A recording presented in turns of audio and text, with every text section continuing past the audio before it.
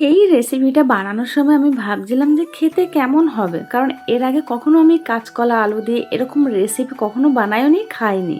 এই রেসিপিটা ফেসবুক একটা দিদিভাইয়ের ভিডিওতে দেখে আমি সেভ করে রেখেছিলাম, সেটাই আজকে ট্রাই করলাম। সত্যি কথা বলতে খেতে দুর্দান্ত হয়েছিল।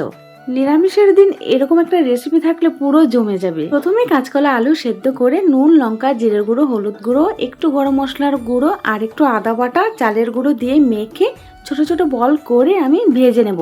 তারপর তেলের মধ্যে গোটা গরম মশলা দিয়ে একটা মশলা রেডি করে নেব। আদা বাটা, নুন, হলুদ, লঙ্কার গুঁড়ো, জিরের গুঁড়ো দিয়ে একটা মশলা রেডি করে নিয়ে আমি এটা তেলের মধ্যে দিয়ে কিছুক্ষণ কষিয়ে নেব। কষানো হয়ে গেলে আরেকটা মশলা রেডি করব, সেটা হচ্ছে কাজু বাদাম, কাঁচা লঙ্কা আর টমেটো। এটা আমি পেস্ট করে এর মধ্যে দিয়ে দেবো। কিছুক্ষণ কষিয়ে জল দিয়ে দেবো। জল দিয়ে ফুটে আসলেই আমি যে কলার কাটলেটগুলো বানিয়েছি সেগুলো দেবো। আর হ্যাঁ, একটা আলু সেদ্ধ করা আমি দিয়েছি গ্রেভিটা ঘন হওয়ার জন্য।